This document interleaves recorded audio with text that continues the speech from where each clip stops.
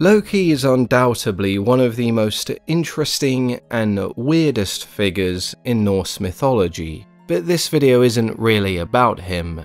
Well, it kind of is, but the focus is on his 4 children. Loki's children are often considered monstrous and misunderstood, because they aren't exactly your normal children in terms of appearance. However, when you consider Loki as an eccentric, shape-shifting trickster, it starts to make sense. Staying on the topic of monstrous bloodlines, today's video has been made possible by Bloodline Heroes of Lythus.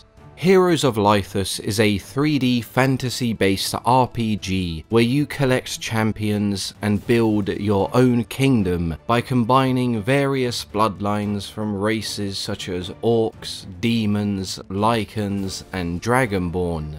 As you explore and battle your way through the world, you'll find many different companions that can be customized and married off into different bloodlines, with the ultimate goal of making the most powerful offspring to rule your kingdom. The family trees and abilities will always mean that you receive a unique outcome until you find a set of skills that suit you best. The combinations and possibilities are endless. Fans of Fenrir might prefer the Lycanis clan, or if you use my link, you'll receive the clan of Karg for free, dragonborn who have the ability to transform into real dragons. Maybe scales and fur aren't your thing. In that case, you can try the Folger, powerful demigods with unrivaled AoE abilities. My link also gets you an extremely rare half dragonborn, half demigod heir for free. If you'd like to try creating your own legendary bloodline, you can use my link in the description to try the game out for free, or you can scan the QR code that's been on the screen this entire time. For signing up, you'll also receive an exclusive starter pack worth $20 that includes 20 intimacy packs, 100,000 gold, and 100 diamonds. So why not start your bloodline today? Now, when I said Loki had 4 children, that wasn't true. There are 4 well-known children: Hel, Fenrir, Jormungandr, and Sleipnir. These 4 and their distinct appearances have been somewhat popularized. In both the prose and poetic Edda, Loki is married to the goddess Sigyn, and together they had one son named Narfi or Nari. The role that Loki played in the death of Baldur would see his son pay for his father's actions. Odin had a son named Vali, who was born with only one purpose: to avenge the death of Baldur and to bind and punish Loki. He does this by killing Loki's son Narfi and using his entrails to bind him. There is no other significant mention of Narfi. He kind of just exists to pay for the sins of his father. There is a translation that states Vali was also a son of Loki, and to punish him, the Aesir transformed Vali into a wolf, who then turned on his brother Nari, tearing him to pieces. This translation has been categorized as an error by many historians, as there are several accounts of Vali as the son of Odin. Most of us aren't here for stories of poor Narfi. What about the monstrous children? Loki may have been married, but he still had children with a giantess and a horse. With the Jotun Angerboda, Loki had 3 children: Hel, Fenrir, and Jormungandr. Their mother's name roughly translates to mean one who brings grief or harm, and she was often associated with anger. So given Loki's mischievous nature, these 3 were always destined for trouble. All 3 children were raised in Jotunheim, away from the Aesir. When the gods did eventually learn of their existence and their connection to Loki, they were prophesied to bring disaster to all those around them. Odin, wanting to avoid this, ordered the children were found and brought before him. The decision he came to was to separate all three children. Jormungandr, otherwise known as the World Serpent, would be thrown into the sea. Hel would be sent to Niflheim, where she would reign over the region also known as Hel. Fenrir was to remain with the gods in Asgard, where they could watch over him closely. So let's begin with Loki's daughter Hel. Of the three children, she was given the most responsibility. In Niflheim, she would rule over Hel, which we can somewhat equate to the underworld. By Odin, she was granted authority over the 9 worlds. When someone died of sickness or old age, it was Hel's responsibility to collect and house them. We do see Hel's name appear in a number of sagas and poems, and it's almost always relating to somebody's death. As you may expect from a deity or spirit associated with the underworld, Hel has a gloomy and sombre appearance and demeanor. Her face is described as half blue and half flesh-colored. There are even historians who refer to her as the half-goddess. In the Prose Edda, she is described as ruling over the vast mansions in Hel, with many servants including her loyal hound Garm. When we do see Hel's name mentioned, it's mostly done in passing, so we never really develop an idea of her personality, other than being indifferent or disinterested in the lives of both the living and the dead. The most significant story she appears in is surrounding the death of Baldur. When Baldur is slain, knowing he will reside in Hel, the Aesir send an emissary to travel to Hel and attempt to retrieve him. The chosen god was Baldur's brother Hermod. When he arrived in Hel, he found his brother and agreed to speak to Hel herself in the morning. Hermod pleaded with Hel to free his brother, claiming that every living being shed a tear for Baldur when he died. Hel then set a challenge. She would release Baldur if everything in the universe shed a tear for him, both living and dead. And so the gods travelled the cosmos, ensuring that everything they came across shed a tear for Baldur. Everything or everyone, except for the Jotun or giantess known as Pok, who refused to shed a tear. With this one failure, Hel deemed the love for Baldur was untrue, and so he would remain in Hel. When Loki arrives at the battle between the gods and the forces of Surt, he is accompanied by all of Hel's souls. So even if Hel herself took no part in this battle, she allowed her father to borrow the souls of those who had passed, and thus fulfilled the prophecy of disaster. Fenrir is easily identified as the giant wolf.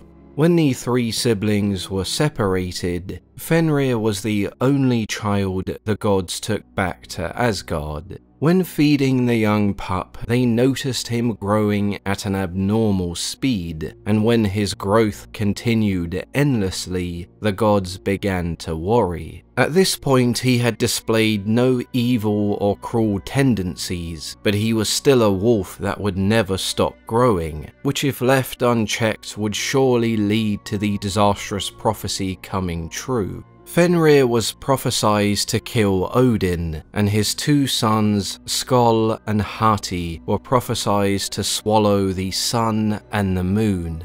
The gods decided for the safety of everyone, the best course of action was to bind Fenrir. They did this by testing 3 restraints or chains to see which one was able to hold him. In order to test them, they had to lie to Fenrir, pretending each one was merely a test of his strength, to which he gladly accepted the challenge. Each time Fenrir broke free, the gods cheered, telling him that he would be remembered for his tremendous strength. In reality, the gods' fears only grew every time he was able to break free. Odin decided it was time to enlist some help from the dwarves, and so he sent a messenger to Svartalheim. Here the dwarves used 6 mythical ingredients to create a binding known as Sleipnir, a soft silk ribbon that was deceptively strong. Examining the ribbon, Fenrir was wary. He told the gods after breaking the great iron chains, a mere ribbon would garner him no fame unless it was made to trick him, in which case he refused to be bound. The gods replied if Fenrir could not break such a slender binding, then they would have nothing to fear and he would be released. Fenrir agreed, but had one condition. He would be bound by the ribbon if one of the gods agreed to place their hand in his mouth as a sign of good faith. The Aesir looked around and no one was willing to volunteer, knowing full well that if they placed their hand into the wolf's jaws, they would surely lose it once he was unable to break the binding. Only one was brave enough. Tyr stepped forward and placed his right hand into the wolf's jaws. The ribbon was wrapped tightly around Fenrir, and he began to struggle. Even with all his might, the ribbon stood firm, and the gods cheered, all except Tyr. Fenrir, realizing he had been betrayed by the gods, bit down and took Tyr's hand. The gods tied the ribbon to a stone slab and hammered it deep into the ground. They took a sword and placed it into his mouth, the hilt touching his bottom jaw, and the point of the sword the upper portion, forcing his mouth open so he could never bite down again. Fenrir howled in pain, but no one would answer, and there he would remain bound until Ragnarok. When Ragnarok came, his sons Skoll and Hati swallowed the sun and the moon. The earth began to shake and the mountains began to crumble. The bindings holding him snapped and he was finally able to take revenge on the gods. It says that many men will join the battle from Valhalla, but when the wolf arrives, even their numbers will seem too little. When Fenrir arrived on the battlefield, he found Odin, and after a grueling encounter he would swallow and kill the Allfather. Odin's son Veor would avenge his father's death by stepping into Fenrir's jaws, placing one foot on the lower jaw and holding up the upper jaw with one hand. Fenrir, unable to bite down, was helpless. Veor then tore the wolf's jaw apart, finally killing Fenrir. The only one of the prophesied children we've yet to mention is the world serpent Jormungandr, who is also known as the Midgard serpent because it was thrown into the ocean that encircles Midgard. Jormungandr was a serpent so big that it could encircle the entirety of Midgard and place its own tail in its mouth. Jormungandr also has several encounters with the god Thor, who he is prophesied to kill during Ragnarok. One encounter occurs when Thor goes fishing with the giant Hymir. As the day went on, Thor wanted a bigger catch each time and demanded to be taken to the deepest waters. Here he casts the most sturdy line he has, and when a fish bites, to Thor's surprise and Hymir's horror, it's not actually a fish, it's the world serpent. Thor relishes the opportunity and picks up his hammer ready to smash the serpent to pieces. Hymir, on the other hand, is absolutely terrified, and with good reason, as it's stated, when the world serpent removes its tail from its mouth, it is a sign of Ragnarok. Hymir, not too keen on the end of the world, decides to cut the line, and the world serpent sinks to the bottom of the ocean. Arguably, the first encounter between the two was the one that started this entire rivalry in the story of Loki. When Thor and his group of adventurers encounter the giant king Loki, he has them perform a number of challenges. When it comes to Thor, he questions his strength. He challenges him to lift a giant cat above his head. This cat, however, was Jormungandr, enchanted and disguised as a giant cat. Thor does manage to lift the cat, however only one of its paws leaves the ground, and thus he has failed. Later on in the story, Loki confesses to Thor that he tricked him. His attempt at lifting the cat was more impressive than he knew, as the cat was the world serpent in disguise. Thor takes this personally and vows revenge on the world serpent for the humiliation he suffered, hence the eagerness to kill him when fishing.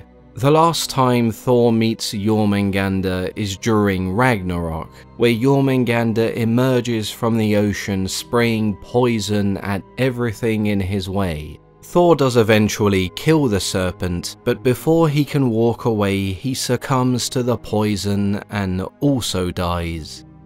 The last and undoubtedly the weirdest of Loki's children is Sleipnir, the 8-legged horse, and the weirdest part isn't even the horse with 8 legs, it's the circumstances surrounding his birth. In this instance, Loki is actually not the father, he's the mother. The father is the steed Stadlober, and Loki is the mother because at the time he transformed into a horse and gave birth to Sleipnir himself. To protect from the Jotnar, the gods hired a builder to construct a wall to keep the invaders away. The builder had approached them asking for the goddess Freya, the sun and the moon in exchange for his services, so not a particularly demanding fellow or anything. After some discussion, they agreed to this deal with some additional restrictions. The builder was to complete the work by himself and do so within 3 seasons. He was only allowed assistance from his stallion Stadlober, who would carry the huge stones needed to build the wall. The builder progressed much faster than the gods anticipated. The 3 seasons they had given him was because they deemed it to be an insufficient amount of time, and therefore he would break the agreement and forfeit his right to the goddess Freya. Loki had managed to convince them that the horse would make no difference. Now merely 3 days away from the deadline, the wall was almost complete, and so the gods turned the blame towards Loki. He was told that he either found a way to sabotage the builder or he would die a horrible death. And so Loki vowed to do whatever it took to rectify the situation. During the night when the builder and his stallion did most of the heavy lifting, they came across a mare. The stallion began to chase the mare into the woods and left the builder with a heap of stone he could not move. This mare was Loki in disguise, and after a night of being chased around, the stallion eventually caught him and they mated.